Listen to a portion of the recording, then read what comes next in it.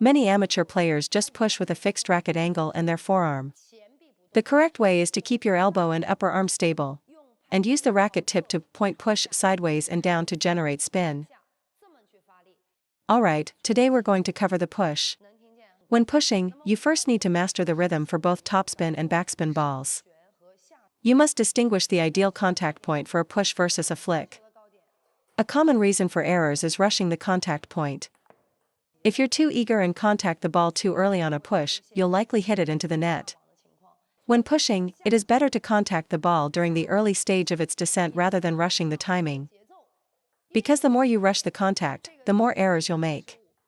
Second, when pushing, your wrist must be flexed, or hanging, not flat and extended. If your wrist is flat, the ball will pop up because you're contacting the bottom of the ball. My current position is not a flexed wrist. This is how you push with a flexed wrist. You must maintain that flexed wrist to generate force effectively. This is a flat wrist, not a flexed one. For shakehand players too, a flat wrist makes it hard to keep a long push low. You need a flexed wrist for a sharp, long push. Take a look at the wrist angle for both penhold and shakehand grips when using a flexed wrist.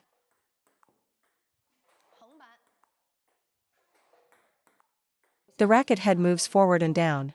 This is how you generate the force. The reason many pushes are ineffective is a failure to properly grip the ball with friction. Let me demonstrate the difference between a push with and without a sharp bite.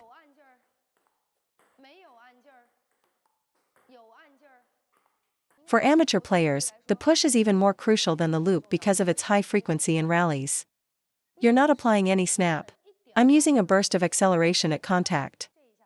It's like a quick jab, a short, sharp burst of power. This snap comes from your fingers. The ability to play a short push comes from using this snap, not from simply making contact with the ball. Watch how this ball has enough backspin to draw it back towards the net. So how do you create that friction? The pressure, the snap, comes from your fingers. For a heavy, short push, your fingers apply pressure just as the racket moves down. For a long, fast push, you also need to engage your forearm. For both penhold and shakehand, your thumb and index finger must pinch the racket at the very moment of contact. This gripping is a sudden tightening on the racket. That's the feeling. It's what makes the ball spin back after it bounces. My advice is, to add heavy spin, you must start gripping the racket early in the forward motion. For example, if the motion is from 0 to 5, I start gripping at 2. Grip early to generate spin. Shakehand players, use your thumb and index finger to grip just as you start moving forward. So, do you grip with your whole palm or just your fingers? The fingers responsible for the friction are the ones that grip. In this case, it's primarily the index finger, not the whole palm. If you grip with your entire palm, you'll likely push the ball straight into the net. Just like the forehand loop, if the whole hand tenses up, your motion becomes uniform and lacks acceleration. Only when the index finger drives the racket do you get the fastest acceleration for friction. For both grips, it's the index finger and thumb. That's the first key point. The second key point, all heavy spin pushes require a point-push technique. I'll demonstrate 3 pushes. See if you can spot the point push. The first. The second. The third. The second one was it. In a standard push rally, you can use a smooth, even tempo. But when accelerating for spin, it's the racket tip that executes the point push. For any grip, to make the ball spin heavily, your racket tip must point sideways and down. Sideways and down. During your backswing, the racket tip is already pointing sideways. For friction, you must rotate the racket tip through contact. Watch the spin created by the racket tip, it moves from sideways to down.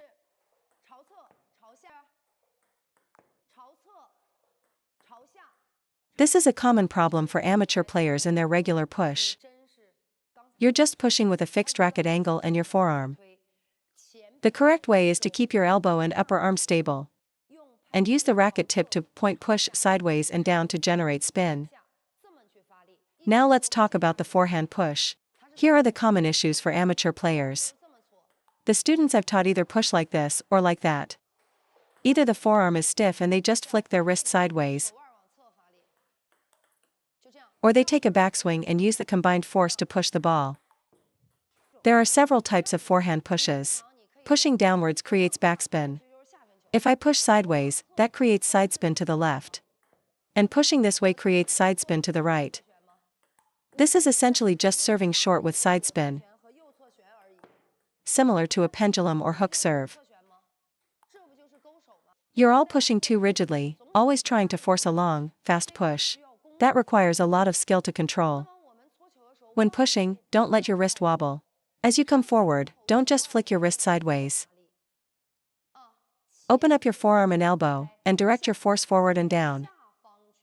My wrist does move when I apply force, but that movement is driven by my fingers. In reality, it's the fingers generating the force for the friction. The reason your forehand push is inconsistent is because you're moving your wrist independently, without engaging your fingers.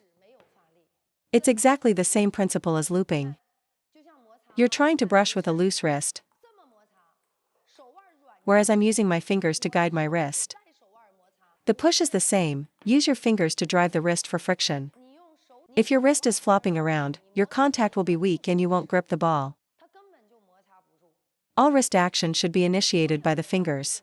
That's how you generate maximum speed and friction. The wrist moves because the fingers drive it.